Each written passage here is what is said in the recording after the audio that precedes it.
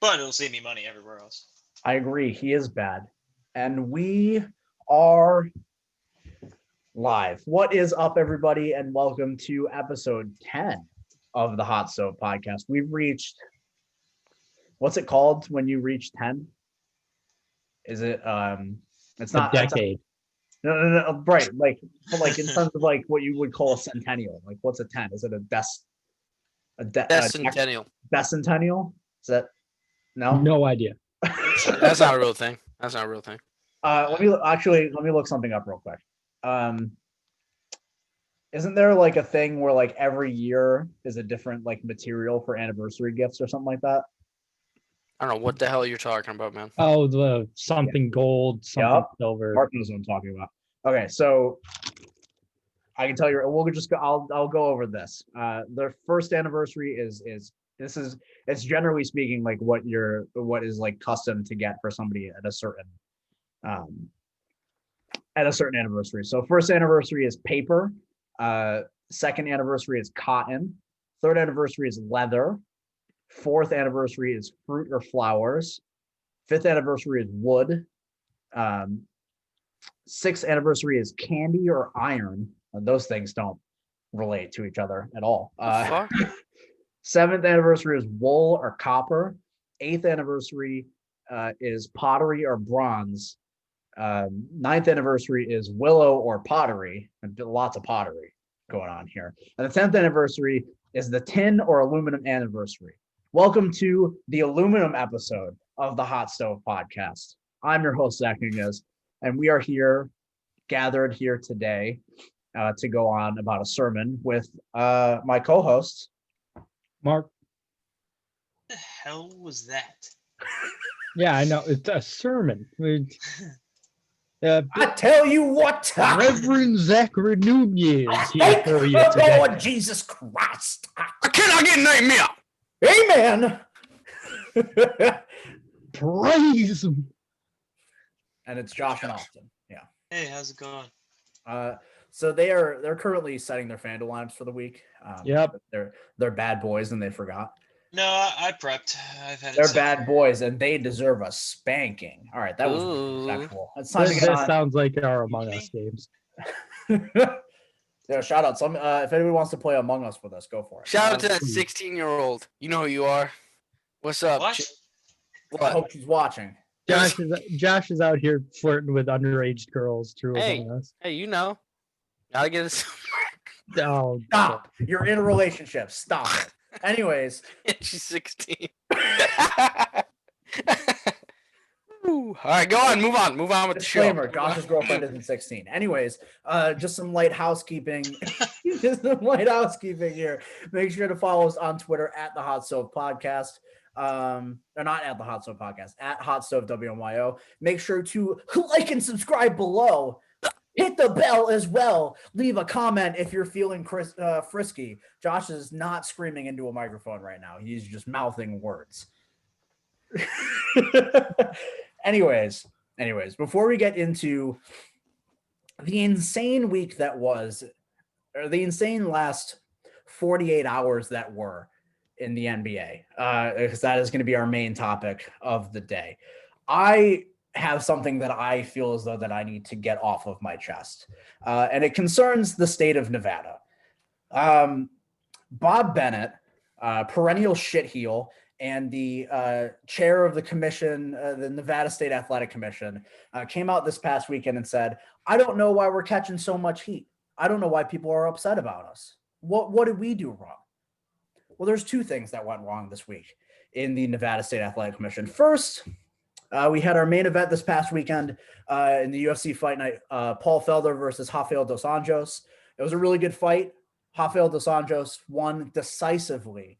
Yes, Josh. He's one of those ones that does Anjos. He's Brazilian. So it's not in Portuguese. It's not pronounced as an H. It really is like Jose. Yes. Yeah, it's a different language. It's not Spanish.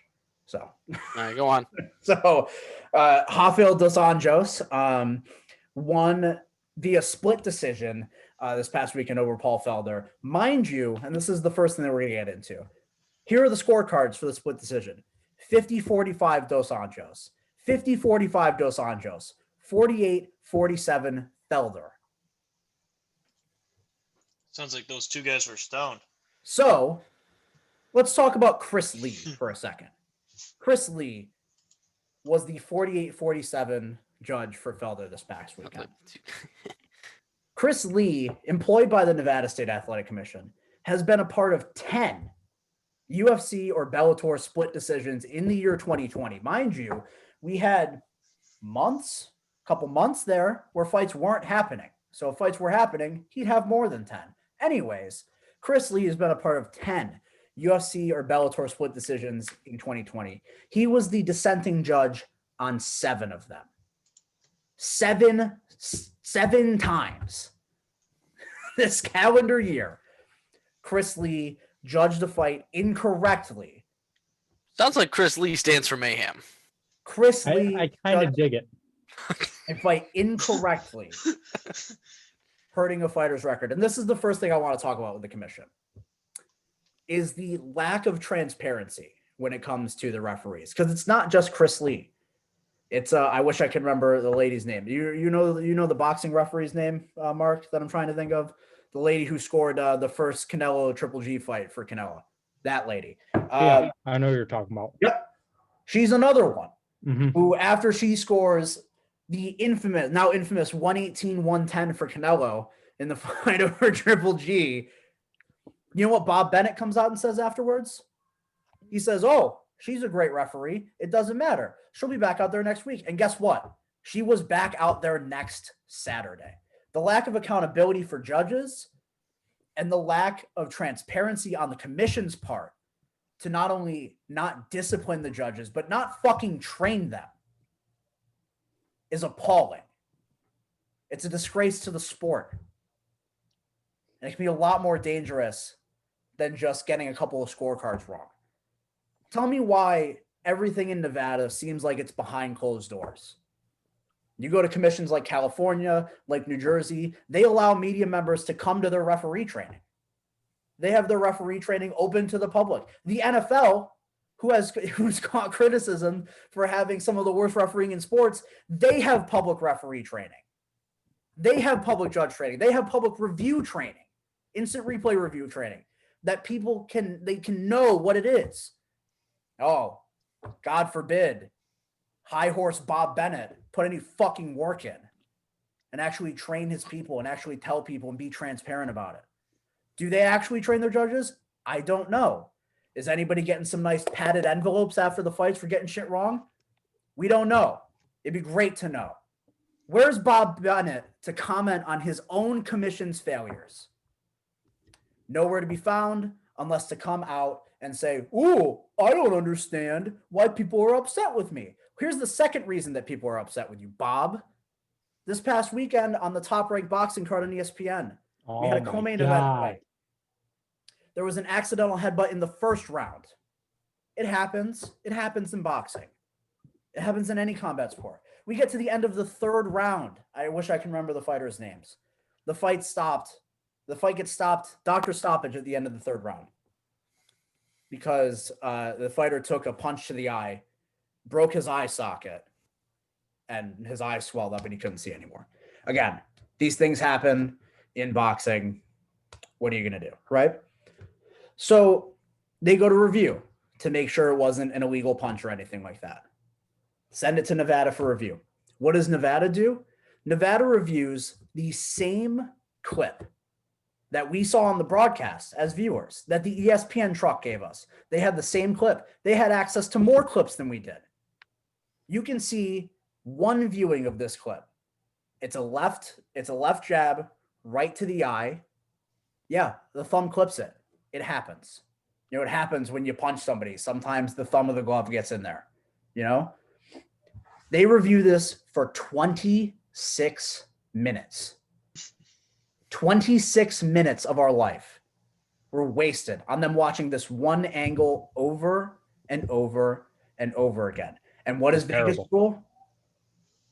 The Nevada State Athletic Commission rules that an accidental headbutt caused the fracture of this man's orbital bone and ruled it a no contest instead of a win.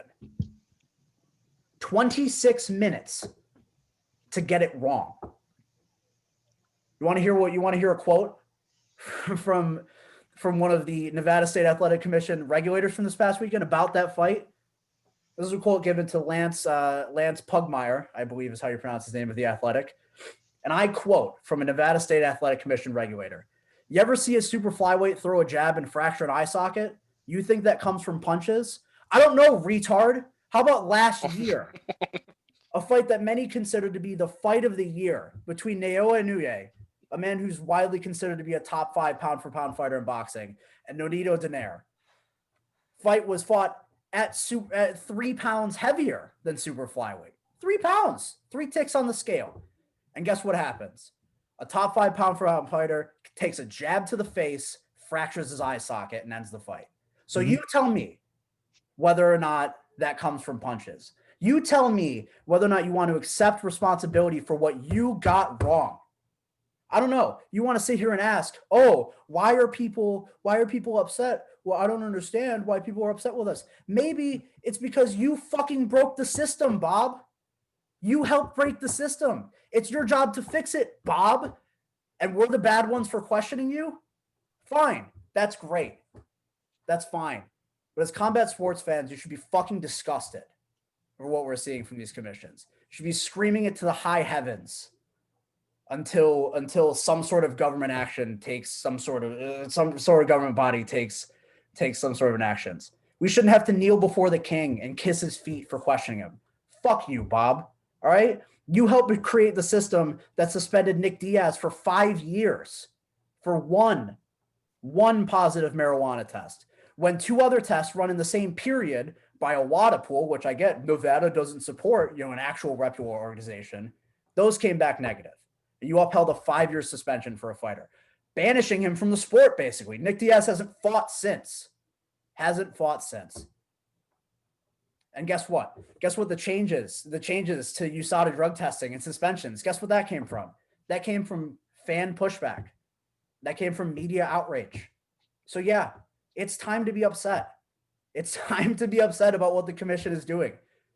Because not only is it bad for the sport, not only is it bad for combat sports, but it can get dangerous. It can get really, really dangerous. There's got to be some sort of a change. And I can tell you what might actually change something. Require the head of the state commission, require the referee in the fight, require all 3 judges ringside to show up to the press conference that happens at every single event. Hold the mic to their face and hold them accountable. Maybe things will change. I don't know. But if they don't change and they keep getting these things wrong, not only people can get hurt, people can fucking die. I know nobody's died in a Nevada boxing match since 2005. Am I supposed to pat you on the back for that, Bob?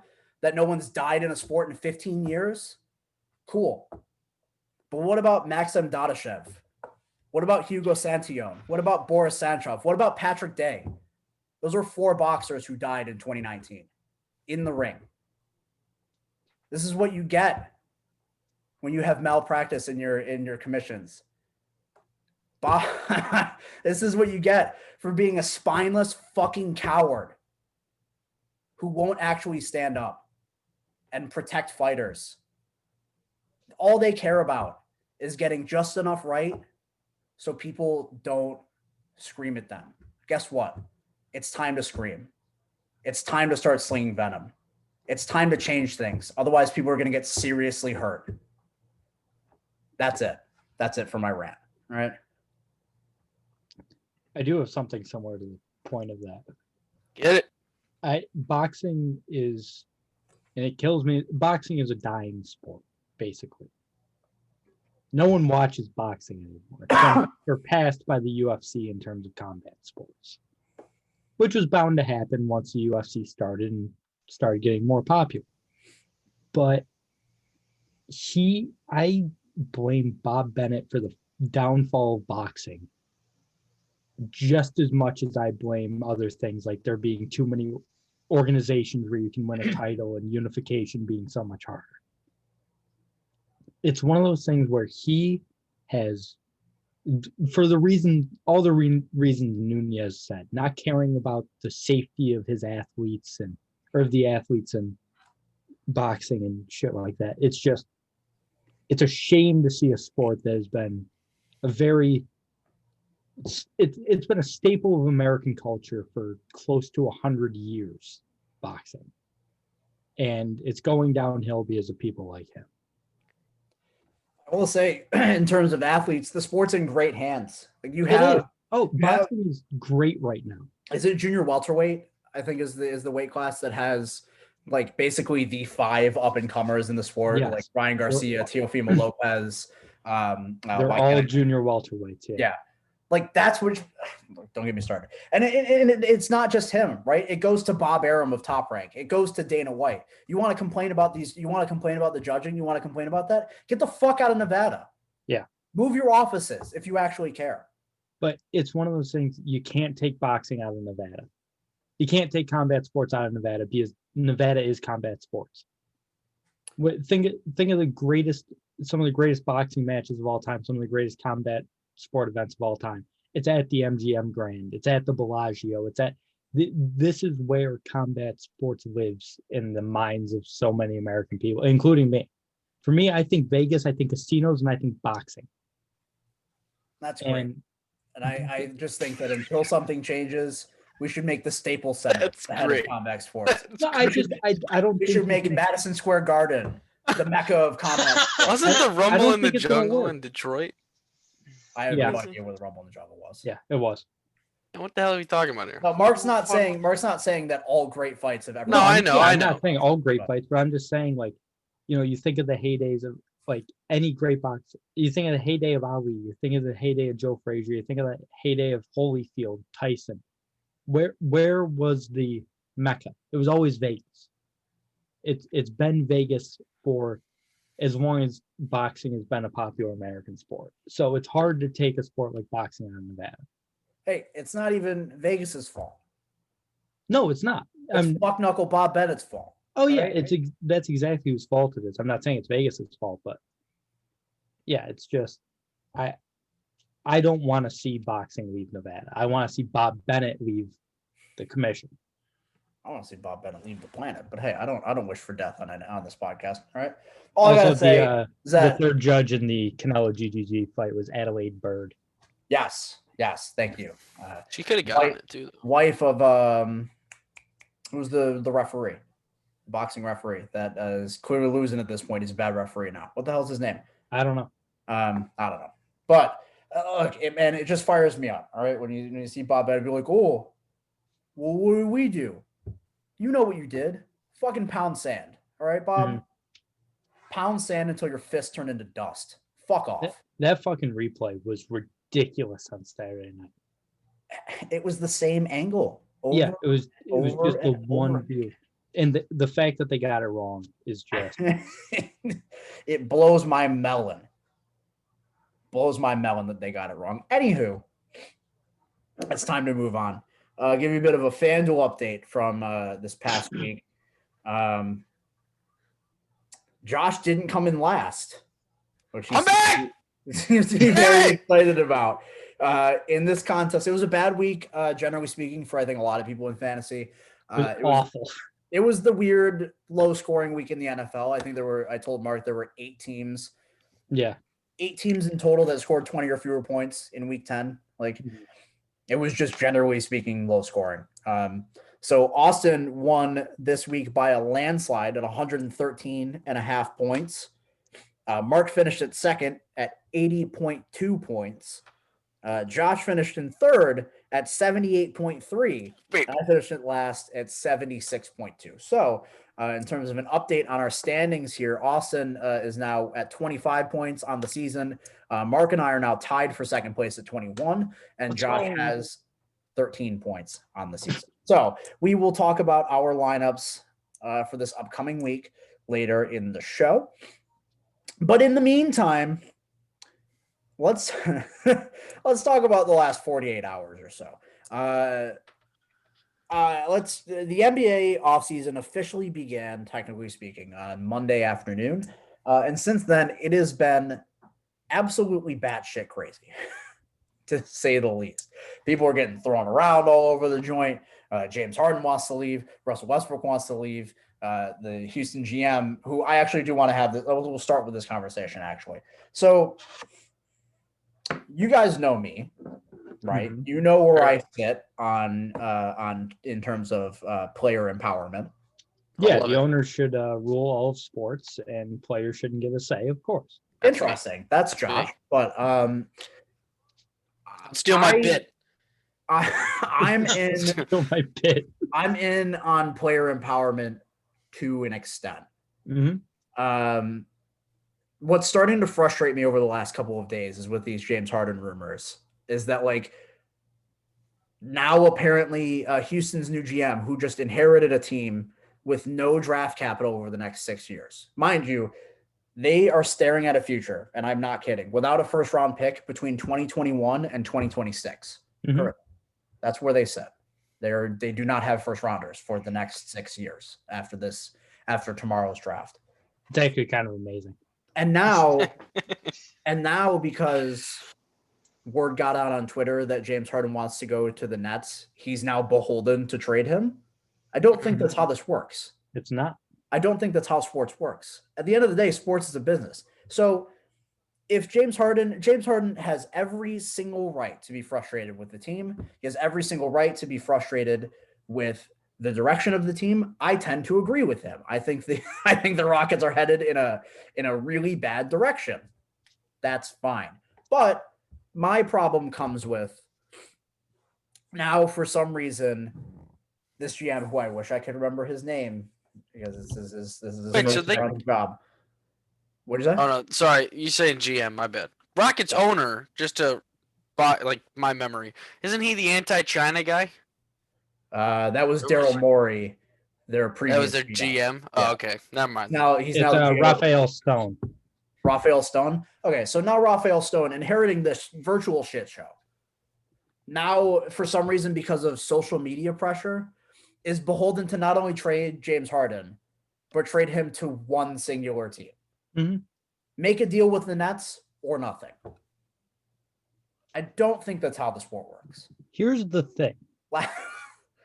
Now, if anyone has been following basketball for, I'd say, the last 6 years, 7 years, they understand that the Nets probably don't want to give up multiple years of first-round picks because the Celtics are picking 14th this year on a Brooklyn Nets pick that was acquired about 6 years ago. Well, That's a pulp. at least the Nets would be getting a good player in return, as This opposed is to Pierce. as opposed to what they got from the Celtics. Pierce and Sure. Garnett weren't terrible at that point. Okay. They were just They'd be old. getting a person who has been top 3 in the Miles MVP voting above. for the last. Yeah. Year. But These are not the same. but at the same time, I can see where the Nets would be a little hesitant, like to be like, oh yeah, here's 5 first-round picks for James Harden. Sure. Yeah, and I question whether or not the deal's actually going to get done. We'll see. I don't think it will. I really don't think Stone will trade Harden. I'm not one to speculate on that kind of stuff. I'm not a GM. I have no affiliation with either team. Once it happens, I'll react to it, but it hasn't Yeah. happened yet. It's just the type of thing. I think if it'll happen during the season. Aren't there I don't see it happening before then. aren't there like reports now that Harden's turned down a $50 million a year extension or something like Yeah, that? 2 years, that is- $103 million. That's true. That's confirmed. He turned down the Supermax 2-year, $103 million extension. Also, what a ridiculous fucking number for a contract. Yeah. I saw that and I was like, this has Aren't- to be a typo. Aren't NBA guaranteed contracts too, right? All money. As all professional sports contracts should be, by the way, fully guaranteed. Look, No, that's they're a different not. question, especially in the NFL. The NBA are, yeah. Oh, I The thought they were. NBA are fully guaranteed. Yeah. Oh, okay. Because they actually have a players union that is effective and stands up for their players. But Hey, hey, D Smith tries his hardest, we DeMar Smith. won't get into players association politics today. But no, it's ridiculous that social media just expects the Rockets to trade Harden now because he said he wants out. It is a business. You have to get a deal done. And worth- that, I that mean, you think is worth getting. I mean, look at what teams just gave up for the likes of Drew Holiday in. Hey, whoa. Come out. Not about to say the likes of Drew Holiday. Well, no. And is an but- all-pro level player. Oh yeah, but clearly You not know, as he's good not as a James Harden. Yeah. I mean, I get what Mark's saying. pretty He's far not a from Holiday superstar. back from James Harden, but that's Yeah. beside the point. Drew Holiday is a very good NBA player. James Harden is a perennial MVP candidate. And also overrated, but that's beside the point. Well, I who's forgot what I was gonna say. Oh, I mean, so here's the thing, right? Players wanting out is absolutely nothing new. No, I mean, we all watched the last. We see at least one superstar one out of his situation every year. We watched The Last Dance, right? The whole Scottie Pippen deal. yeah. Also, What grinds my gears the most about it, I guess I'm going to be a boomer here. What grinds my gears the most about it is like, it's just like trade me to one team or nothing. yep. He did have dinner. He did have dinner with Danny Ainge tonight, and that scares me. I don't know. That's It scares the shit out of me. I'm here for the chaos, so I will welcome anything that happens. let's right? yeah, I get what you're saying. You keep bringing up the Nets specifically. Who's to say the Nets fucking want him? Not that I mean I get obviously he's a superstar, but I don't want to just instantly have to give up what you're saying, the loads of picks and players to get this guy potentially. What the hell? Well, and Why did I get brought into this? That's the other. Well, that's the other side of it, and that's the side we have no idea about, right? Like, Yeah. we don't really know the Nets' interest. We don't know where the talks stand. We don't know anything about that. But Also, Kyrie Irving, James Harden, and Kevin Durant on the same team doesn't seem like it'll work to me. Well, the idea would be that they'd have to give up Kyrie. To me, is what I've heard. I see I literally haven't no heard that. scenario where Kyrie Irving gets dealt for James Harden. Yeah, You're going to trade for James Harden with the purpose of having those three play together. yeah, it would be the three of them, and under a rookie head coach with a rookie assistant coach and one assistant coach who has already coached James Harden, and clearly James Harden didn't like the way that team was going. So none of it seems to make sense to me. Well, I think James Harden's problems with the team have arisen post D'Antoni hiring. I think from what I understand with the reports that I've heard, he is not happy with the administrative changes. He's not happy Okay. with the coach that they hired, which Steven Silas is fine. I don't think it had anything to do with Mike D'Antoni, from what I understand. But also the three of them on one team trying to share the ball seems like it would be a lot.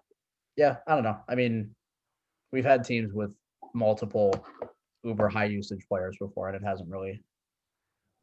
I'm sure they'll figure the basketball about it out. That's beside the point. Anywho, I think the other big thing I want to talk about was that the Bucks are going all in. Yeah, the Bucks have traded, I don't know, 40 draft picks and 13 to anywhere between 13 and 17 players for two guys over the past 2 days. So the Bucks currently have 7 players on their roster, and they are $6 million. I'm sorry, they're $3 million over the cap currently with those 7 players. It doesn't make sense. It doesn't, but also the salary cap is a mirage and can be manipulated whichever way you want. Look at the Chiefs. But so I'm sure they'll figure the financials of it out. Isn't there just a luxury tax in the NBA? Can't you go as far over as you want? Yes, to a certain extent. I believe there is a hard cap at some point. Oh, okay. But yeah, I mean, it looks like the Bucks have no intention of losing Giannis, which has been speculated over the past year or so that once his contract runs out, Giannis is going to leave. Bring him to Miami, baby. But with these sorts of trades, I don't think that's going to happen. No, I said this is that's assuming They signed him. Yeah, that's assuming they re-sign him. I'm sure I think the Bucks plan on doing. I'm just saying, that's assuming he still doesn't want to leave, which they're going to offer him 2 supermax contracts. I don't know as if they can actually do that. I think they can offer him 1 supermax contract. No, I mean they're going to find a way. Well, no, but they're got us 18 years, $3.2 billion. Isn't there something that like the NBA team that you're on already can offer you an extra year of supermax compared? Okay, so Extra yeah, year, so- and it's worth the deal is worth more. okay, You, so you can make more money if you sign a supermax to re-sign. this is their bargaining pitch. Like, we're trying, dude. Like, please, Yes. please, God, you're our team. We're helping. Yeah. Yeah, okay. Basically. I like it. It's a bold move. I like it too. Mhm. I'm all in, right, for I don't believe necessarily in the idea of a championship window. I think teams operate in waves, or at least they should, right? Like it shouldn't be you're good for 5 years, then you're bad for 5 years. I think that sort of depends on the sport. I don't think that like a window is much of a thing, right? Like I think teams should operate in wave like. I think it should be more fluid than that, right? Like you shouldn't either be good or bad. Like you can be moving up, you can be moving down. Like that's the thing that can actually happen. But yeah, I think this is their moment to push all the chips in, go for a title run, and try to keep their generational talent on the roster. And we will see what happens. I like the Drew Holiday move a lot, by the way. I do too. Drew's a Drew hell of a Holiday player. is an awesome player. Probably for my money, the most underrated player in the NBA. I'd say. He still hasn't been an all-star, right? He has. He was an all-star. 2019. Oh, okay. Yeah. Just Well, Josh only knows that because I told him earlier. No, no. Yeah. But yeah, I mean the Bucks are obviously still the favorite in the East, probably. Yeah. With these moves, I know Brooklyn's going to be healthy this year, and they're going to be a force. And obviously the Celtics, the Heat, and the Raptors are all still I was gonna very say, yeah. relevant. But Toronto should just be good again for like. You're not No, going to real mention the Sixers, bro? oh, and the Sixers. No, I you don't shouldn't know. mention the Sixers. They're stinky. It- They haven't done. I don't get them. Like I Yeah, feel I like don't they're either. a team that should be active in the offseason, making The some offseason move. only started 48 hours ago. So I know. we've Get got out there. yeah, Is it gonna and just the Bucks have magically already happen? made 7 trades. Is it gonna just magically happen though? There, I don't know. I don't get it. I don't In get the thought Philadelphia? process. Yeah, is that No. the process that it just magically fixes over No, a season? the process, we've already passed the period of the process, right? Like the trust the process thing was like, trust me, we're going to be good at some point. The And now Sixers are they're good. good. They're currently a good basketball team. Sure. That's it, though. But they're not, in my opinion, they're not a contender over the 5 other teams I named. I agree. I haven't heard Which a is word from Austin. insane with that roster, but Austin's Was still it super insane with young. that roster because they don't have a single person who can shoot threes that's not named Tobias Harris? well, yeah, but at the same time, I still think that can be a viable strategy. It just hasn't worked for them. I don't think in 2020 it can be a viable strategy. I don't. I truly believe that running Al a- Horford. Al Horford can shoot threes. Really. I All mean, right. What's the next can. subject? Al What do we Horford got? can shoot threes. Yeah. Anyone can shoot a I three. mean, I mean, I yeah, can shoot. anybody can shoot. Ben Simmons can shoot 'em. a three. Give me the Yeah. ball. I still say they trade Ben Simmons. Oh, I don't know. I think I agree that they should be more active in trying to like pump it up, like Joe Budden used to say. Yes. I think they should do that. But who knows, man? Yeah, I think Embiid is the guy you build around, and Simmons is somewhat expendable. They're frauds to me. Anyways, Austin, I haven't heard anything from you yet. My major takeaways is the Bucks defense is it's pretty brutal. I mean, like how do you I mean, sure, Bogdan Bogdanovic is not like an elite defender. He's anything below, he might be below average, but like Drew Holiday, Chris Middleton, Giannis, Brook Lopez is like Yeah, that's How do you score on that team? I don't know. Like their opponents are going to score 83 points a game against the Bucks. Taking it back to 1972, just like I'll Josh take that Washington. bet. I'll take that bet. we're not gonna take a bet that in 2020 a team is held to 80 points a game. No. I mean, teams don't play defense in the regular season. It doesn't matter. I mean, just the first 2 weeks of basketball are usually pretty good, and the last 2 weeks are usually pretty good. But whatever's in the middle is Brooks Koepka's middle of his rounds. You know. I'm not gonna lie. I don't know as if I saw that this past season in the NBA. No, I thought this season was rather consistently good. I agree. Well, I mean, it was massive break with COVID. You know, They played like 70 games before before the saying- break. It was like that's Bubble true. or I was watching Pistons basketball. which basketball? You're See saying that. like pre-bubble? yeah. I mean, pre-bubble. even pre-bubble, I think the NBA was wildly competitive this past year. Bubble basketball was a lot of fun. Of course, yeah, we've already had that conversation here. Yeah. I love Ben Simmons. I'm a big Ben Simmons fan. My favorite player of all time, Ben Simmons. Best player of all time, Ben Simmons. I don't think any of those things that he's saying are true. This is all false. He's a big Ben Simmons guy. No, I mean, I'm a big different guy, you know, and I want someone to be able to just not shoot threes and be successful in the NBA. And I don't think that the way to beat it is to have a guy who's incapable of doing it. I think you still have guys who are capable of doing it, but you use, you know, the premise that everyone shoots threes to your advantage to kind of beat people in the paint. You don't just have some loser who takes 3 threes in his career stand out. Yo, I'm sorry. Talk about dudes with titties. Like this guy on the Contender Series right now. What's his son? ESPN Plus. God, titties. Connor would hate it. Yeah, Connor's out on dudes with titties. I don't even know what weight class this was in. But And women with titties. That guy. He's out on chicks. Also, is Connor still a part of this podcast? No, I was gonna be the guy to say it when he was like, I won't make it tonight. I go, honestly, that surprised no one. I was gonna be like, Okay. Very chill on the 0.001% chance he watches this. All right. he's not watching. He's not watching Okay. this. But yeah, we have 0.002% chance he's watching this. We had this conversation. Josh and I had this conversation the other day. We did. We'll discuss more off camera. Okay. I just love the NBA offseason, love trades. I want to see every trade possible. The first week of the Austin. NBA offseason is the most exciting time. I really don't care. I want to see Blake Griffin get shopped. I want to see everyone get shopped. The only thing that can't happen with Blake Griffin getting shopped is that he posted something about going to Detroit schools and helping the kids. So it looks like he's in Detroit for a while. So it's unfortunate. Love trades. Just in in Austin. Look, Josh knows because he's played in fantasy football with me in Austin before. I love trades. Love it. I love seeing people on different teams.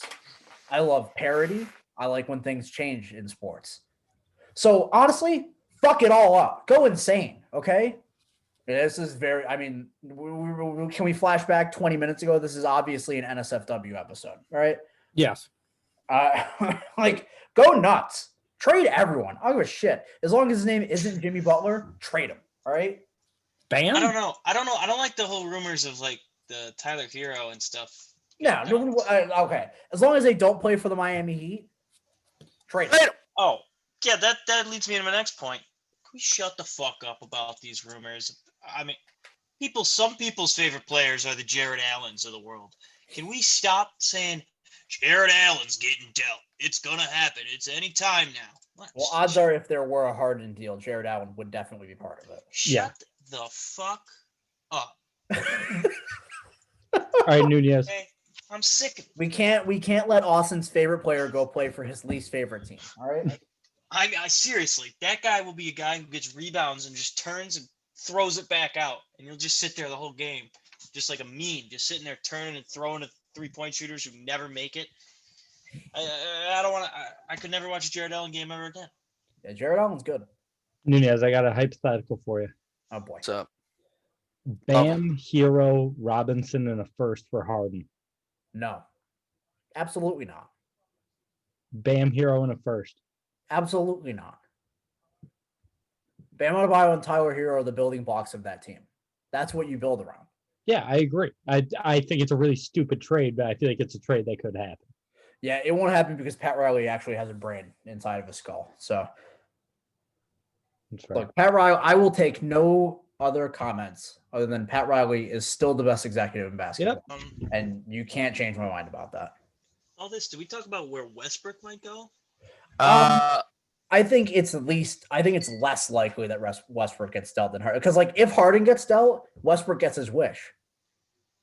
He gets to be the guy who takes 90 shots a game in stat pads on a team by himself. I mean, I was anti-Westbrook a while. At what point do people start turning over back to my side? I'm feeling bad for this guy. I do, but also like I don't. This is the thing, right? Like I don't think Westbrook gets dealt only because I think collectively in the league his value is pretty low at the moment.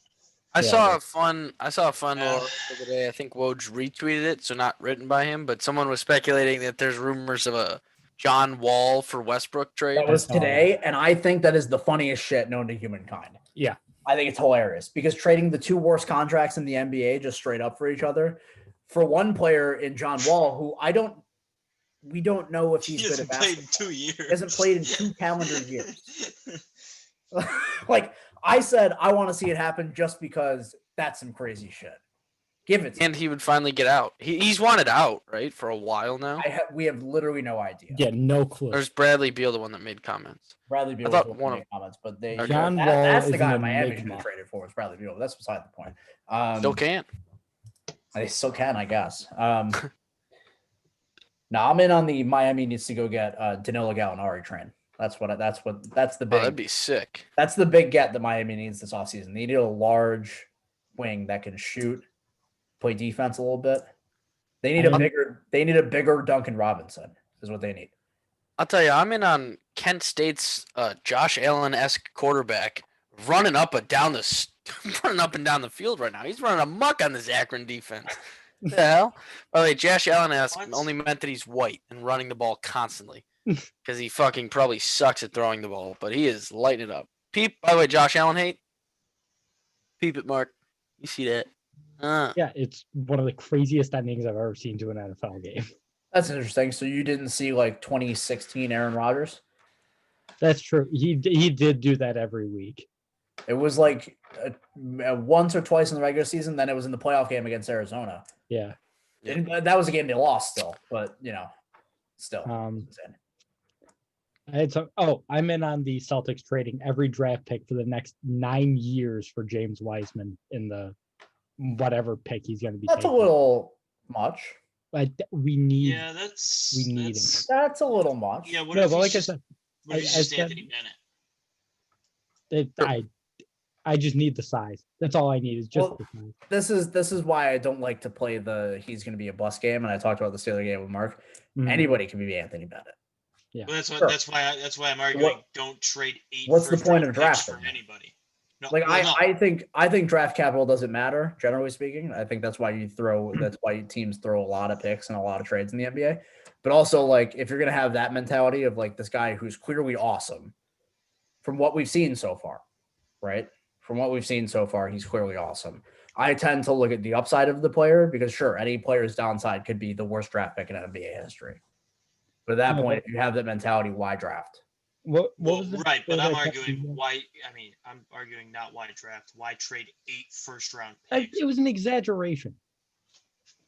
He meant 6. Okay. How many? The one he meant all 3 the Celtics have this year. Yeah, the one I sent to you guys in the chat was our 3 first-rounders this year: Gordon Hayward and Brad Wanamaker. Yeah, that's a that little much. That's a little much. Are you smoking rock, Mark? What the hell is wrong? Get Hayward's contract off the books. Brad Wanamaker is young enough and talented enough where I think there's value there.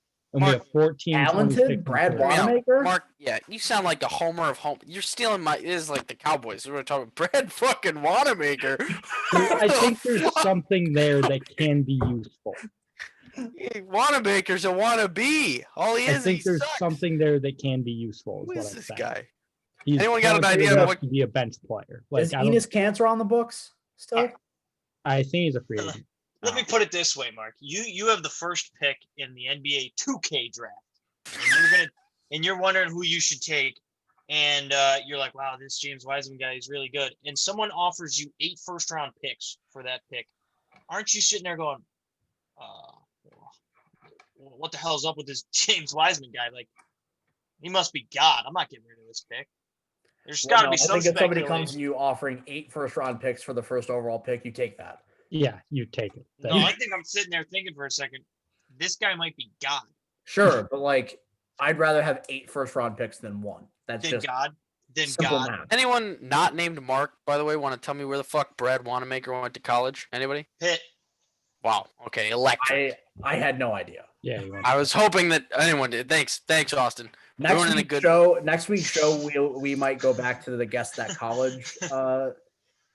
Yeah, I was terrible at that, but I just pulled Brad Wanamaker out of my ass.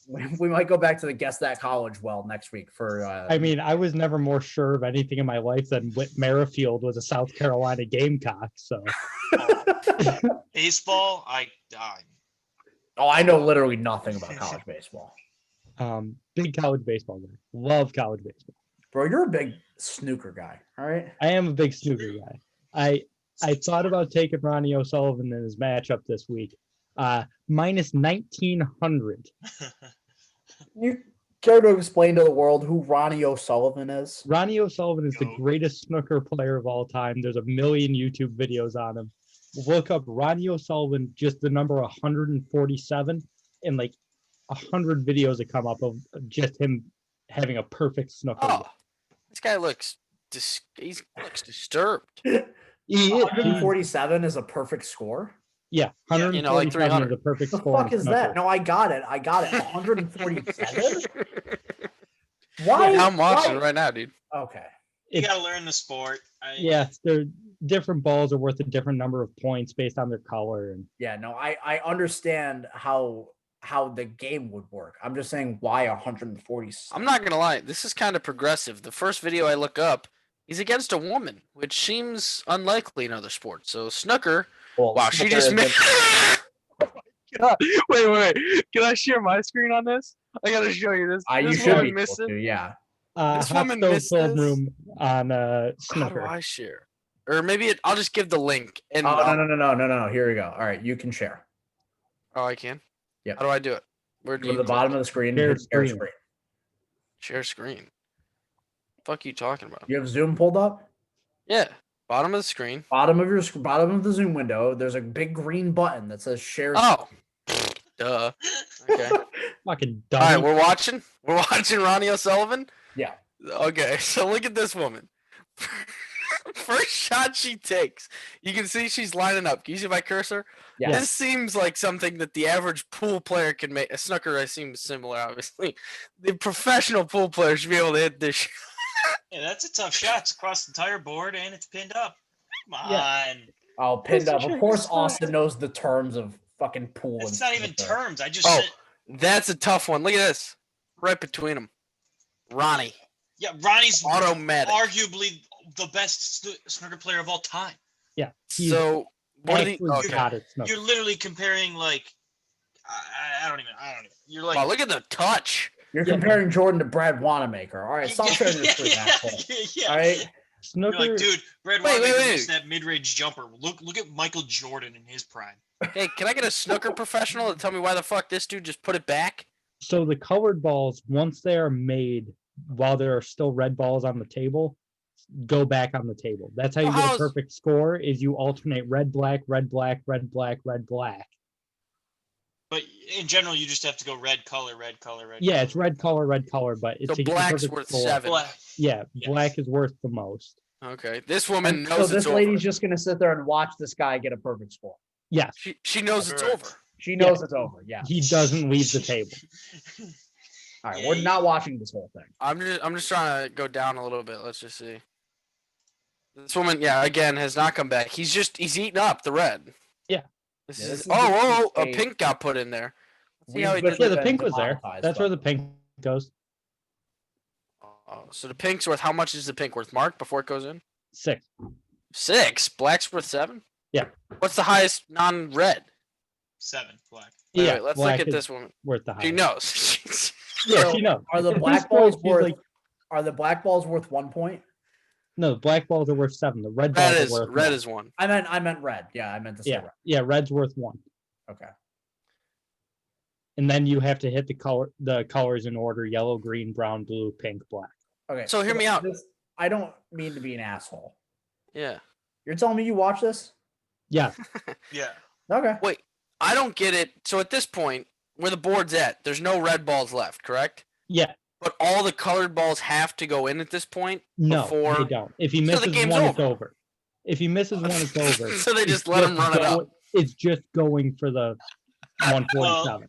Yeah, I mean, certain places give you like reward Yeah, like a perfect game. you can get an extra $15,000 for making a perfect break.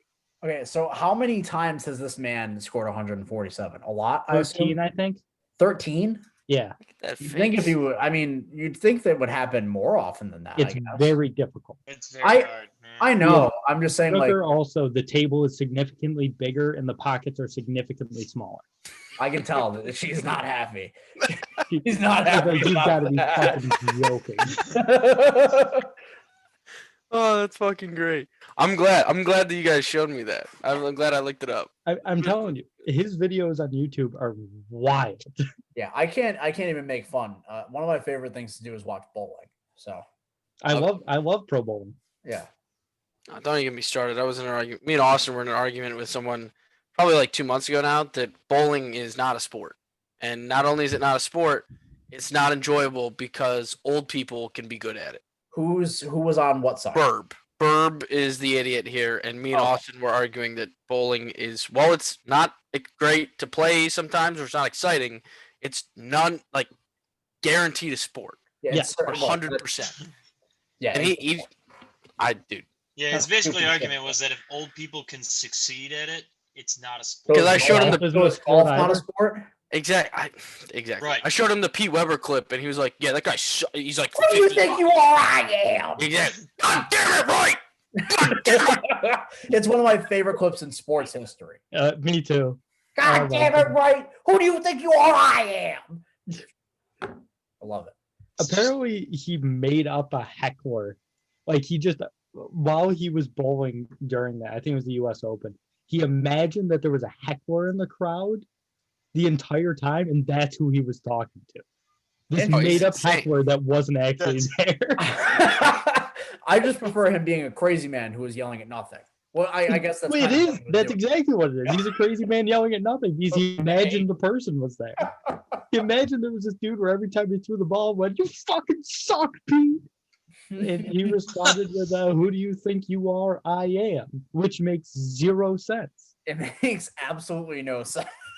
That's why it's got to be a top 5 sports quote.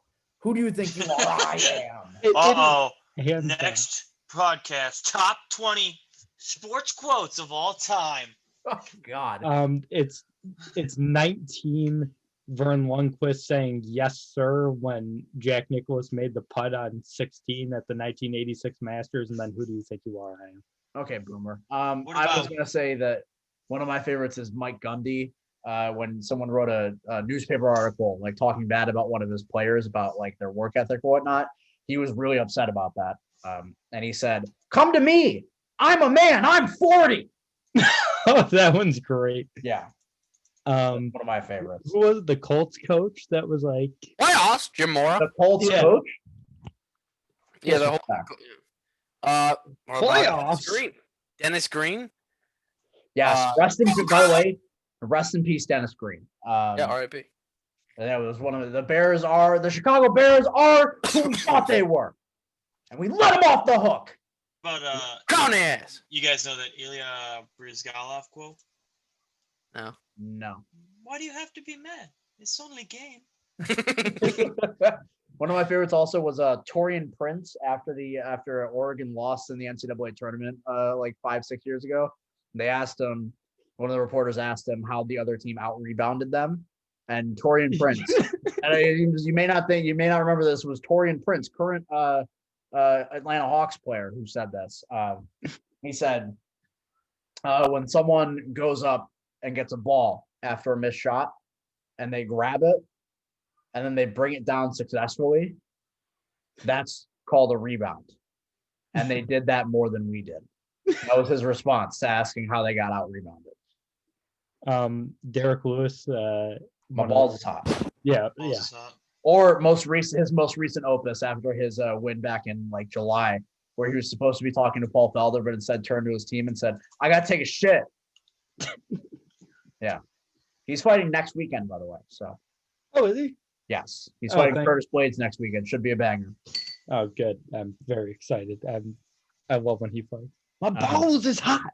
Yeah, my balls is hot. Classic. Anywho, let's move on to The week upcoming in the NFL, it should be a better slate. Oh, also Chris Paul got traded. Chris Paul did get traded. Yeah. Didn't even mention, we spent a ton of time on Drew Holiday and didn't mention the future Hall of Famer. Yeah. The point guard, if you will. I brought up Bogdan, I'm pretty sure. You did. Yeah. Yeah, that's the future. Yeah, kind of sus, by the way, for the Bucks to trade away White Dante in that move. I thought they Yeah. liked him or Wait, something. they did? Yeah. Wow. He got sent to the Kings. I'm surprised he's one of the players that they didn't keep. Well, He seems like a king to me. Like he just seems like he plays for the Sacramento Kings. I know what you mean by that. I don't think many people know what you mean by that, but it sounds right. So You know what I mean? Like, yeah, Dante DiVincenzo. The white guy plays for the Kings. Just yeah. makes sense. All right. So let's look at the slate for this week ahead in the NFL. And I think there's maybe 4 or 5 good games this weekend. And 3 of them are the primetime games this weekend. So that's good. Like primetime football being good is good. Like I don't want to watch bad primetime football. Right. So Thursday night, revenge game for the Seattle Seahawks at home against the Cardinals should be a slobber knocker of a football contest. Austin, how many parts are going to be in how many Russell parts are Wilson going to with be the steel chair. He's wearing a crimson mask. excuse Austin, me? how many parts are going to be in the parlay you do on this game this week? I'm not a gambler. I don't know. Oh yeah. So for reference, when they played each other the first time, Austin had a parlay for this game that was like 15 parts long. Yeah. And it almost hit, didn't it, Austin? No. No. I thought Well, you were like 2 or 3 things I was off. 2 or 3 Chris things Carson off. got hurt, which hurt. Yeah. Yeah, Yeah. Chris Carson over 3.5 receptions. He got hurt, so he couldn't do I that see. physically. It happens, But this game, whew, He Let's might say do it's it a again. what happened? Nothing. Some would say it's a lack of heart. The NFC West is shaping up to be real interesting down the stretch. If the season were to end today, the Arizona Cardinals would lead the division at 6-3. Then you got the Rams also at 6-3, and the Seattle Seahawks at 6-3. So this could end up being the game, possibly, that decides the division. And I know, I believe the Cardinals play the Rams week 17, so that could be the game that decides the division. But this is a very, very, very important game for both teams, right? Like this is another game. Like if Arizona can win this and sweep the Seahawks, they prove that they're here to stay. They prove that they're here to make a run this season. They can beat the Seahawks twice. And it makes it really hard for the Seahawks to win that division. And Yeah. they have to beat them by a full game or Yeah, it makes it almost impossible for Seattle to win the division because then they're still behind the Rams also. Yep. So, yeah, I mean, I'm super excited for this game. I know Arizona is down like 3 defensive starters from this past week. So it should be a high scoring contest, which is what you can really hope for. Now to the Sunday night game, revenge game part 2, actually. Yeah. Chiefs headed to Allegiant Stadium to take on Aries in what should be, again, an awesome football game. The first time they played back in week 4, week 5 was a fantastic game. And apparently Andy Reid is not too happy about the Raiders doing victory laps around Arrowhead after they won. Yeah, I didn't even know about that. That's savage. Yeah. I like it. I Riding like the it. bus around. I love it. Give this to me. I love divisional rivalries, especially when they're this historic. Chiefs Raiders is an awesome rivalry, and this should be another great addition to that canon. And this is another game, again, the Raiders can win this game. They've already proven they can beat the Chiefs. And again, if the Raiders go in and sweep the Kansas City Chiefs, they prove that they are here as an AFC contender, bar none. If they could beat the Chiefs twice, they should be considered among the top 3 teams, among the top 5 teams in the NFL. If the Raiders win this weekend, Yeah, I can agree with that. That's just Mind-boggling, to be honest. I don't like doing victory laps on this show. The one thing I was right on this season. I've been wrong on a lot of stuff pretty quickly, actually. We talked about it with the Ryan Fitzpatrick stuff, right? Like I say things on the show that get dated pretty quickly. The one thing I was right about is the Raiders this season. Mm-hmm. I was wrong. I hated the Raiders, and look at them now. I couldn't tell you a single one of my preseason predictions. One of my Zero predictions recollection was that the Raiders would make the playoffs and be a good was- team. Turns out they're looking at doing more than making the playoffs. I think I had the Chiefs beating the Seahawks in the Super Bowl. That makes sense. Yeah. I redid my Playoff predictor. playoff predictor like the other day to see basically to like update it. Like, oh, I'm halfway through the season. Let's see how I think it'll play out now. And I had Seattle, Kansas City in the Super Bowl. I'll tell you, I'm way off, so that's good. KC Dallas, that's so good. Oh, is that what you had at the beginning of the year? Yeah, Oof. Not Yeah, that it, he's a Tough. massive homer. I mean, not that it was looking Massive homer. regardless, but like it doesn't help. The entire team died. So I think it's time to have a referendum. We usually do like a mid-season review. It's now we're now 10 weeks in, so not quite a mid-season review. What was the biggest thing that each of you guys got wrong from the beginning of the season? I'll start, by the way. Yeah, go for it. The biggest thing I got wrong at the beginning of the season, twofold, really. Threefold, fourfold, probably. I still won't give up on one of these teams, on my predictions for one of these teams. I got the AFC South wrong. I did, just generally speaking, right? Houston is poopy. And I still feel bad for Deshaun Watson. The Titans are actually a good football team, but maybe not. I think the Titans really right now are finally feeling the effects of losing Taylor Lewan for the season. Like their offense has tanked the last few weeks. So we'll see how they can recover. They have a pretty good schedule down the stretch. I think they'll probably still win the division because the one team that I still don't think I'm wrong about is the Colts. I still don't think the Colts are good. I think the Colts have a good defense. And Stinky Phil has been playing. That's what we call him in I-5. We call him Stinky Phil. Stinky Phil has been playing well over the last couple weeks. That's true. But I think Stinky Phil is going to stink it up at some point, especially if they can't figure out how to run the football, which they just cannot right now. So that's the one team I think I was wrong on. And I did think that the Jags would be a little bit better than they currently are. Colts favored against the Packers this weekend. Yeah, I'm smashing the Packers. Smashing. Colts -2.5. That's the lock. That's got to be the lock of the week. They're home. They're home, but doesn't make much sense. Got to be lock of the Still week. to me.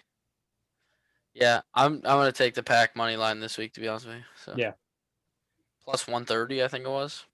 Oh yeah, that's easy. So yeah, Gross. that seems to be my. Anybody bet. else? Who else has got something they got wrong?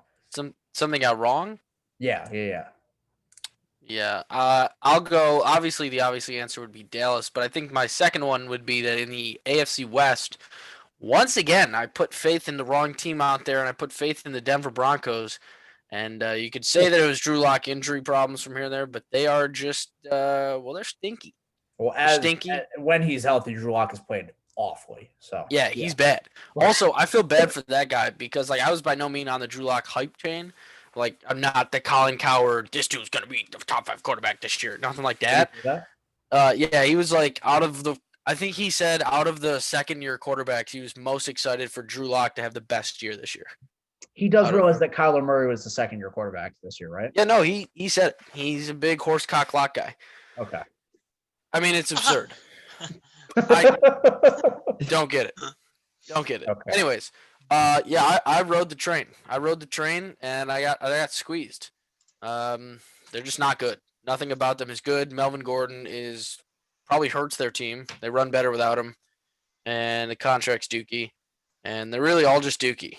So, yeah, bad team. And you can blame this on whomst? John Elway for being a bad executive. I'll say it until the cows come home. That man is bad at his job, and he only still has it because he stumbled upon Peyton Manning. I did that thing I do where I thought the Falcons were going to be good.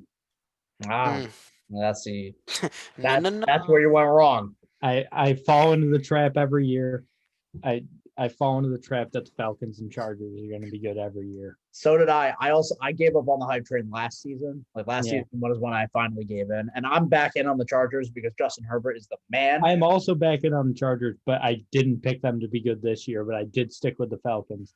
It's and it's an absolute shame that Justin Herbert is still only 1-6 as a starter. Yeah.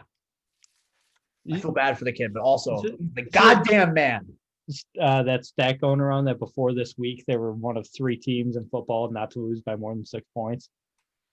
Amen. It was them, the Steelers, and the Chiefs. And the Steelers and the Chiefs who had combined for 1 total loss on the season. Yes, those were the 3 teams. Then they lost by 8, so they lost by a touchdown and a 2-point conversion. They still haven't lost a 2-possession game this year, is what you're saying. Yeah. Nice. But yeah, I also accidentally, if I remember correctly, picked the Texans to be good. I don't think you accidentally picked anything, but no, okay. I was doing the playoff predictor, and I always forget which teams I have winning like 2 weeks later. Like, I get what you're saying. Like you forgot you gave them 5 wins already, and now they're like 8-8 or 8-2, and you're like, how the fuck did this happen? Yeah, exactly. Okay. Then I have to have them lose the rest of the games or whatever. I always forget. So I did accidentally have, I believe, the Texans being like the 2 seed. Whoa. And I was like, I'm pretty sure I wanted them to go 8-8 or 9-7. So I still thought they were going to be better than they are, but they're very bad. That is one thing me and Austin got right this year. That's true. Yeah, you guys were right about that. I was also wrong about the Steelers because I didn't think they'd be this good. That's fair. I did have the Steelers winning the division at the beginning of the year. So yeah, I was out on the Steelers. Austin, what about you? What did you get wrong this season? We've talked about the Raiders, obviously. I don't like the Raiders, but that's beyond the point. I think there's 2 teams I thought would be better. I know they both are missing their star running back, the Giants and Panthers. I saw both these teams as 8-9 win teams. No joke, thought the Giants were going to be a 9-win team. And I don't know that Saquon solves the problems of Daniel Jones just not being able to complete easy passes to win games. So I don't think they would be a 9-win team regardless of Saquon being there. The Panthers, again, I mean, McCaffrey's great and all, but that team doesn't look like they're McCaffrey away from a 9-win team either. I don't know. I just like seeing bad teams be mediocre, I guess. I don't know. I'm not going to lie. I think I was wrong the other way on Carolina. I thought they were going to be worse than they are. Even though they're 3-7, they're competitive in every game. Like they pushed Kansas City to the brink. Also favored this week against Detroit. Well, Detroit's stinky, so. Yeah, but still. Yeah, Detroit's stinky. Is Detroit that stinky? Detroit with Galladay versus Detroit without Galladay are 2 completely different franchises. Right, It's and true. Not only will they probably not have Galladay this week, but they might not have Matthew Stafford. So you tell me who should be favored. Oh, okay. The Lions. But what if PJ Walker starts at quarterback without CMC? At least we've seen PJ Walker play well before in his career. Like, I know it was Daniel? I know it was in the XFL. But PJ Walker was arguably the MVP of the XFL. Chase Daniel was a career backup who has actually made like over $100 per career pass or $100,000 per career pass attempt or something like that. He is easily the biggest. He's Danny Ocean of the NFL. The amount of money this dude has made to throw like a combined 50 passes in his career is absolute insanity. Most of it coming from Chicago, by the way. The hidden gem. No, he's not. Hey, didn't he come in and win a game when Mitch came out with that same shoulder injury last year? That was against, I think that was against Detroit on Thanksgiving is when he it was. Yeah. Yeah. I sounds like it's good for Chase Daniel.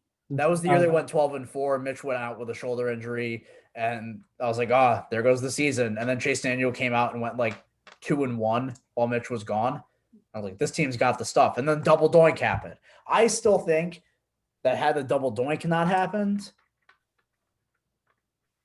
I don't think the season ends there for Chicago. Let's just put it that way. I also think the Eagles are one pass interference call away from going to the Super Bowl. So that's Don't get me started on pass interference calls. All right, don't, because we're gonna go back to the Rams Saints game, and I'm gonna talk about how it didn't matter. The Saints actively lost that game. That call didn't matter. Blah blah blah blah blah. Don't get me started on that. Anyways, are there any games this upcoming week that you guys are interested? That's a lie. I got one that I want to bring up. I love me famous, Mr. Why? I love the Jameis Winston experience because I think he's good. All right. I think Jameis Winston is good at football. I also think Jameis Winston is good at football. That's why. And I'm excited to see what Jameis Winston with 2020 vision can do in a Sean Payton offense. That's what I'm excited about this weekend. I'm excited for Michael Thomas to once again not score 5 fantasy points. And we'll just move on with the narrative that they're just not good. The Saints are destined for the first round exit this year. That's interesting. 7-2 might say otherwise, but I kind of agree. They're just bad. They're just bad. I don't think they're just bad. I mean, I think it's fair to say that we don't know whether or not Michael Thomas is actually healthy currently. I think dude's a bum. If you also look at the Falcons' schedule, he set the single season receptions record last year. Gave up. Gave up. You beat it once. Why beat it again? Call it in. Oh, his ankle might have had something to say about that. The Falcons play the Saints again in like 2 weeks after this. Yeah. So we might just see Jameis Falcons versus twice. Oh yeah. Odds are we see Jameis against the Falcons. And that makes the shootout way more likely, which makes this so much more fun for me. Watching Drew Brees check down and Kamara have 15 catches and they just win is not as fun for me as Jameis just slinging 45 passes and this being 45-44 at the game. I'm here for it. Give it to me. I want it. I loved watching the Bucs last year. The Bucs were my favorite team to watch last year. Yes, they were the most fun team to watch. They were the most fun team in football because you didn't know if Jameis was throwing for 480 yards with 5 touchdowns or 170 yards with 5 interceptions. Odds are he was never throwing for 170 yards. He threw 5,200 yards last season. He was at the very least getting you 300 yards a game, but we don't know whether or not it's going to come with any combination of 1 to 5 touchdowns and 1 to 4 interceptions. It was fantastic. It was. I love it. And I still believe that if somebody, because hot take, I don't think Bruce Arians is really that good of a coach. So I think that with an adequate coaching job, maybe we can get some of the turnovers out of James. And maybe we can see him realize his full potential. I don't know. I want to see it happen. That's why I love Bruce. I've realized you always root for the comeback in a player's career. You root for the player to always be good. Fuck the player. Who cares about the player? Yeah, God forbid, right? God forbid I want players to be good. Sometimes I just root for the player to be bad. Yeah, that's fine. That makes no sense as a sports fan, but okay. I was just thinking about that today. I was like, I don't get why people actually just root for people to be bad. Doesn't make any sense. Doesn't make any sense. It would be in your best interest as a fan of the sport for people to be good. No, get to the highest level of the land and prove that not everyone's fit for it. That's great. That doesn't. Part of it. What? Part of what makes sports is that some people just can't do it as well as others. Whether they can all compete at the same level is part of the right. We're not saying we hope that everyone is as good as each other. We're hoping that players exceed other players' abilities. Not that players are actively just terrible at the sport. Right. I don't wish for players to be bad, is what I'm saying. Is literally all I'm saying. In an ideal world, in an ideal world, everybody would be good. It would be better for the sport. You'd have better quality football. Just have good players, and then you'd have right. Did you watch the AAF? And even better players. This is what happens when you have a bunch of bad players. You get the AAF. Yeah, I don't want everyone to be bad, but I want certain people to be bad. So we just have the Chiefs, and then everyone else just plays bad. Sure. That sounds fun. Yeah, that's great for the league. That makes things exciting, doesn't it? Get better players. That's the point. that's I hate you. Well, stop giving them.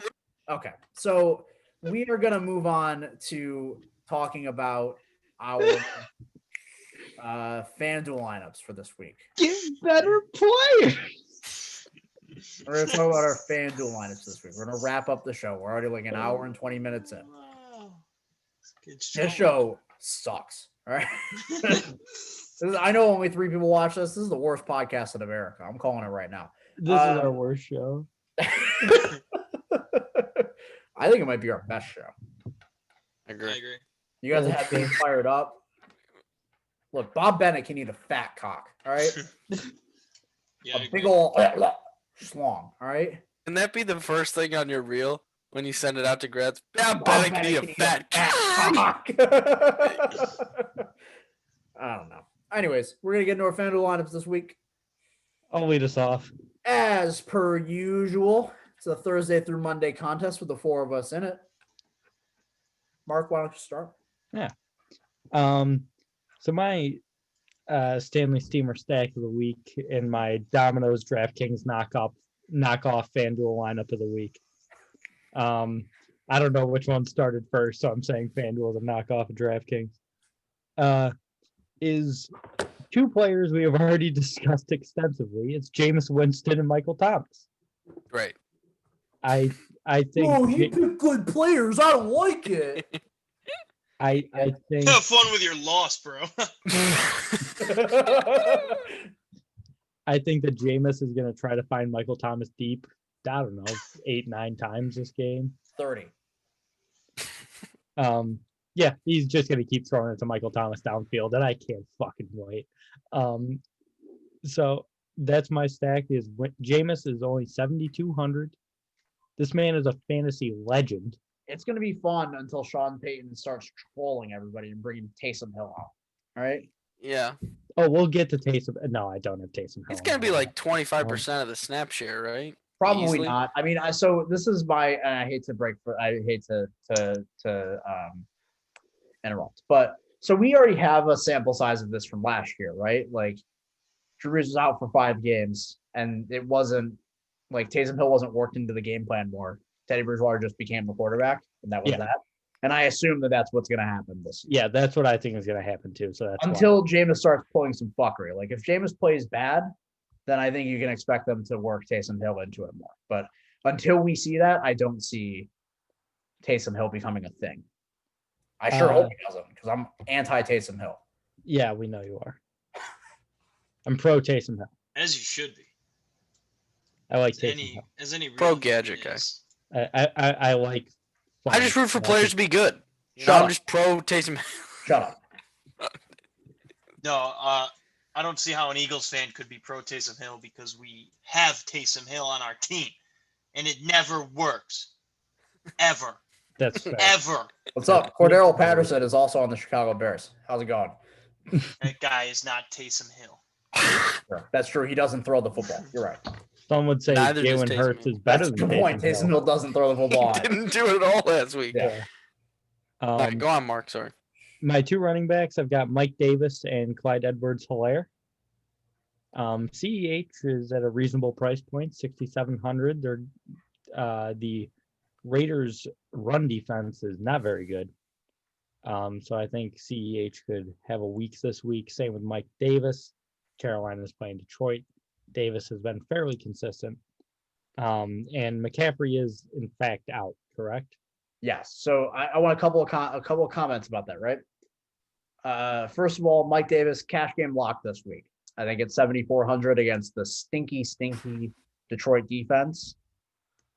I think it's a cash game certainty. And also with CEH, I think there's a possibility that coming out of the bye, seeing what they've seen from Le'Veon Bell, that CEH might start to get more share of the running back carries back. I don't know what that means, considering the Chiefs have just abandoned the run the last month, which understandably, when you gain 9 yards of play when you throw the ball, there's no reason to run the ball.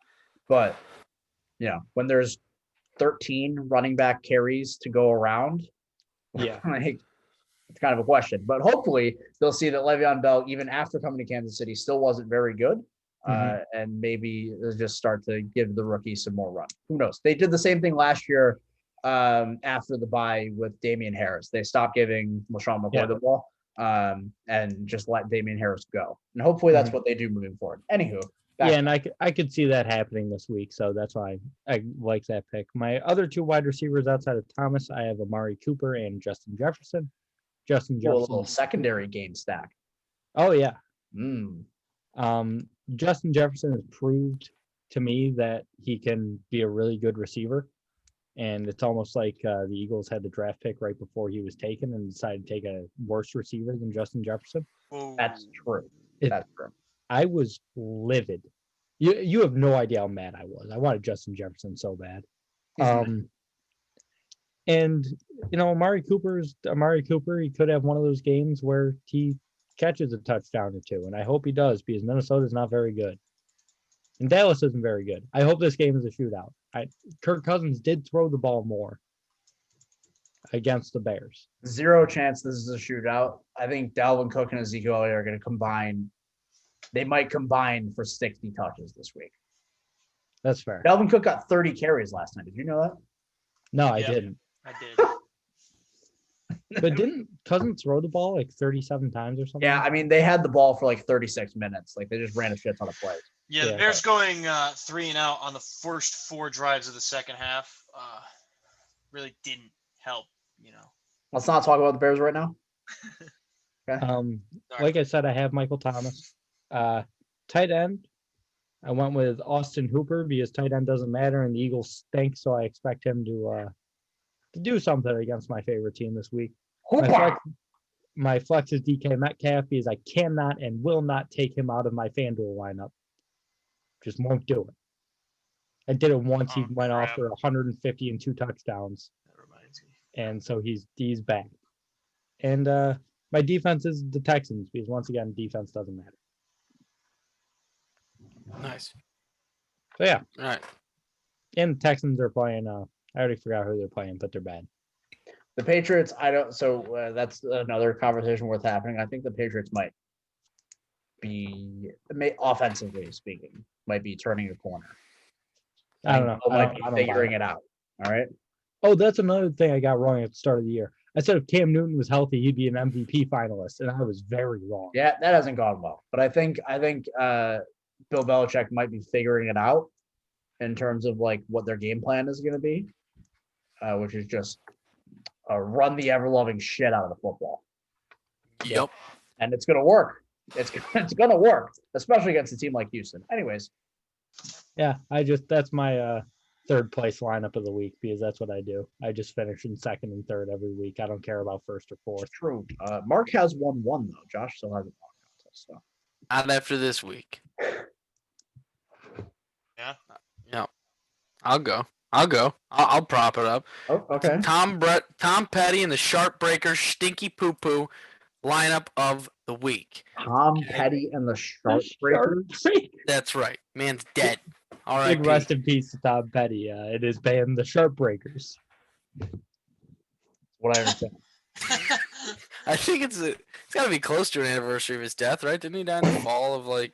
No idea what Tom Petty. You up yours. The only reason I'm thinking about it is because I was getting food tonight and the what song is it?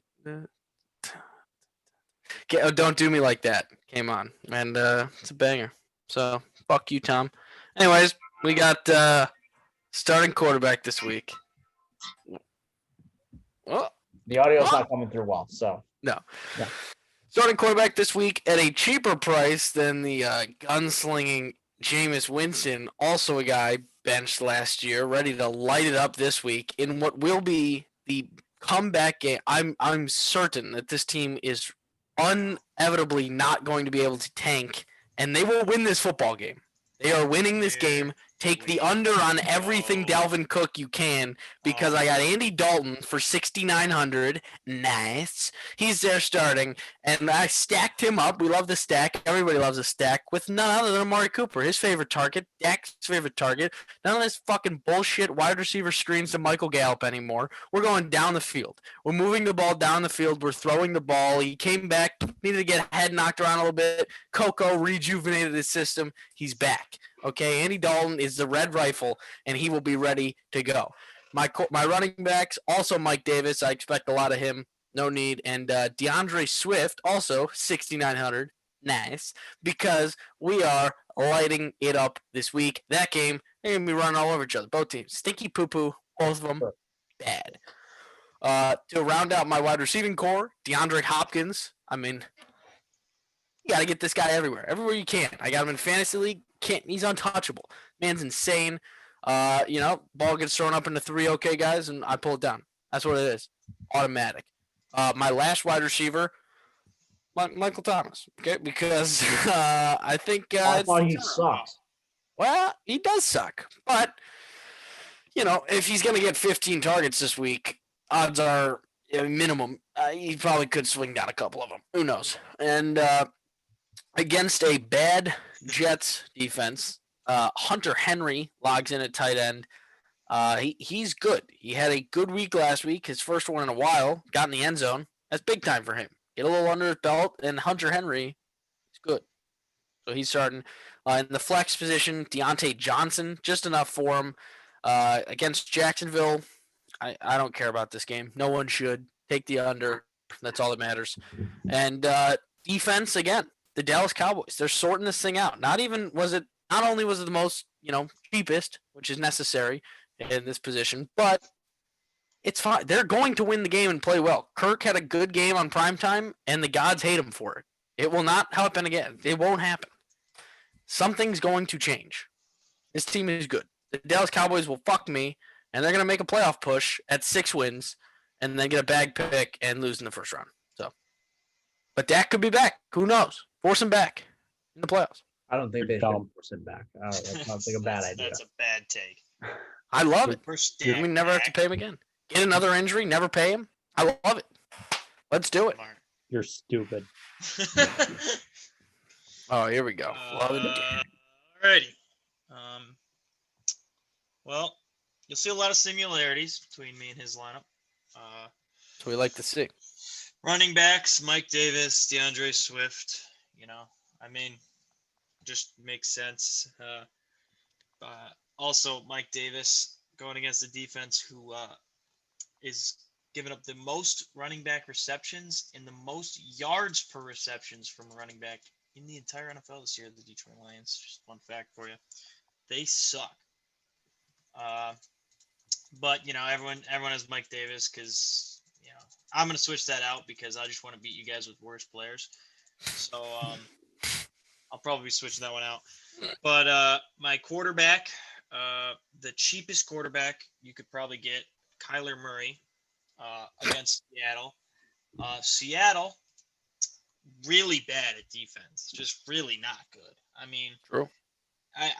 There's part of me that doesn't want to just keep picking guys who just keep doing well because at some point it feels like maybe they have to regress to an extent. I don't think Kyler Murray is going to regress. I think he's just going to go off again. Then I picked a bunch of bad receivers to try and give you guys a chance. I went with Jalen Reagor against Cleveland. Cleveland secondary, pretty bad. I see the Eagles, who didn't throw a single pass downfield the entire game, just going back and letting Wentz just troll again, and Wentz having a troll game, which includes a long pass to Jalen Reagor at some point. Christian Kirk is the stack I went with Kyler Murray. Little tournament any kind of thing there because I know everyone wants to go DeAndre Hopkins, but Christian Kirk's also a big play guy. Seattle, also a big play giver-upper. Mark reminded me when he said he always goes Metcalf that I forgot I have to always go Devontae Adams. So Devontae Adams in a bad matchup this week will be my starter because he's matchup proof, so who cares? And I'll skip my tight end because that's my most important starter this week. My flex, if he's going to be 6,400, I'll go Deontay Johnson.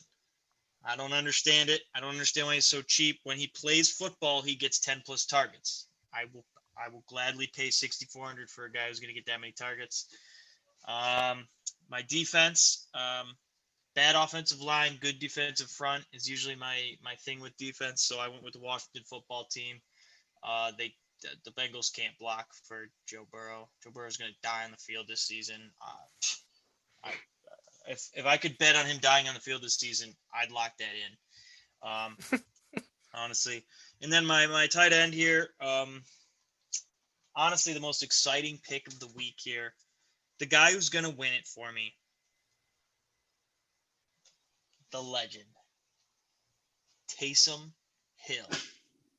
Taysom Hill coming in at my tight end this week. I see Jameis making a few mistakes and Sean Payton being a jackass and putting Taysom Hill in the game way too much. Taysom Hill will get a touchdown in this game. He'll get 15 to 20 rushing yards. He'll even catch a ball for 13 yards. And that's going to give him enough points to be a viable tight end at 4,500. He's going to be electric this Sunday. And I don't think Atlanta really has the scheme to stop him. I don't think they have the players to stop him. Taysom Hill is unstoppable, some might say. He can do it all. He can throw it 50 yards. He can run a 4.1 40. You heard it here first. He can run any route tree. He is unbeatable. And that's the player who will win it for me. Thanks. Okay. Love the Taysom Hill pick. Love it. 1 second. All right. So my G Fuel game stack of the week is, I put that away. That was a bad prop. Is again, you guys talk about, oh, it's so good. I can't quit DK Metcalf. I can't quit Devonta Adams. You know who I can't help but put in my lineup every single damn week? The babyface killer. I swear he looks like he's 14. Justin Herbert and Keenan Allen. Every single week until they let me down, I'm putting these two men in my lineup against the stinky New York Jets. Oh my God, I gobble that up. I need that. Need it all the time. Then run it back with Jamison Crowder because he'll get 30 targets in this game because that's what he does. Unless you're last week and he got 2 targets. But, yeah. Joe Flacco knows what's up. Anyways, my secondary stack, my Lay's stacks, secondary stack of the week is in the Houston-New England game. I went with Brandon Cooks on the Houston side, healthy target share, and New England's defense has been kind of stingy as of late, except for last week in a monsoon against Baltimore. And then on the other side, the man that has gotten at least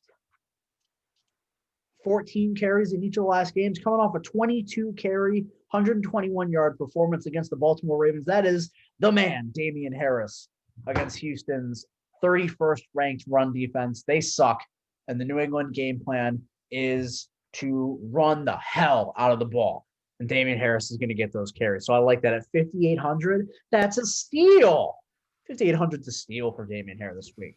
My other running back is the cash game lock, the Trojan Condoms cash game lock of the week.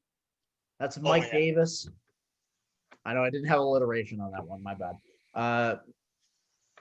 It's Mike Davis. Detroit's run defense sucks. If PJ Walker's starting especially, it's going to be dump off city, buddy boy. All right? Mike Davis might get 30 touches this game. That's with 10 catches. All right? Bro, like you're capping, bro. That's major cap. They're going to feed the beast. All right? My fourth receiver, because I already mentioned the other 3. DeAndre Hopkins. He's the man. I paid up for the man. My tight end is like one of the 4 tight ends that you can rely on to get targets in the NFL currently. The position sucks. All right. This is how thin the position is. It's Travis Kelce. It's Darren Waller. It's maybe TJ Hawkinson.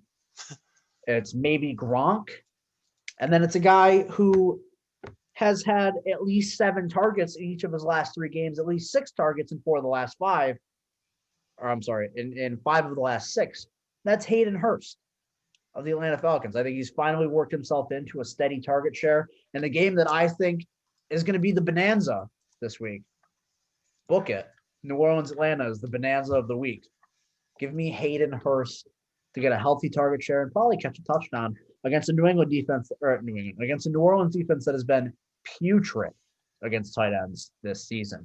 And that leaves me with 3,200 for my what's something that starts with D? Yes. My dick dick 'em 'em down, my daddy long dick defense of the week. 3,200. What What? the hell did you just say? Dick 'em. My daddy long dick defense of the week. The Atlanta Falcons. I said this game's going to be a shootout, but you know what they're going to get? Probably a couple turnovers if Jameis is the quarterback. Couple turnovers, couple sacks. Maybe they convert one of them into a touchdown. Good week in fantasy. All right. That's my lineup of the week. Don't forget it. We are cashing out. And just for fun, I'm going to do my main slate lineup this week because I love my main slate lineup this week. My main slate Sunday Millie Maker tournament lineup this week. Jameis Winston, Michael Thomas, Hayden Hurst as the primary game stack.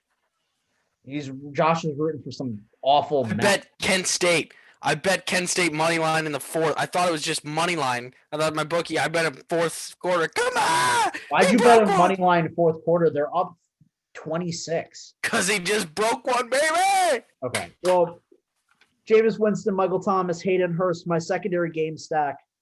We're taking it back to the Houston New England game, and we're going with Will Fuller and Damian Harris. My two other running backs, Mike Davis and James Conner, who I expect to have a bounce back week against the stinky Jacksonville defense. Then again, adding in Adam Thielen and Hayden Hurst, or I already mentioned Hayden Hurst, adding in Adam Thielen and the Bengals defense. That's my tournament lineup for the week. So anyways, thanks for tuning in. We'll provide an update this upcoming week when we come back for week 11. Anywho, that'll do it for the show this week. Thank you for watching. Thank you for listening. Thank you for being you. We appreciate it. Make sure to follow us on Twitter at HotStoveWNYO. Make sure to what's Josh going on? Make sure to like and subscribe this video below. Hit the like button. Hit the subscribe button. Hit the bell button. Leave a comment if you're feeling like being commentative. Start Taysom Hill. Don't start Taysom Hill. Thank you for watching. We'll see you guys next week. Yep. Peace. Goodbye, everybody.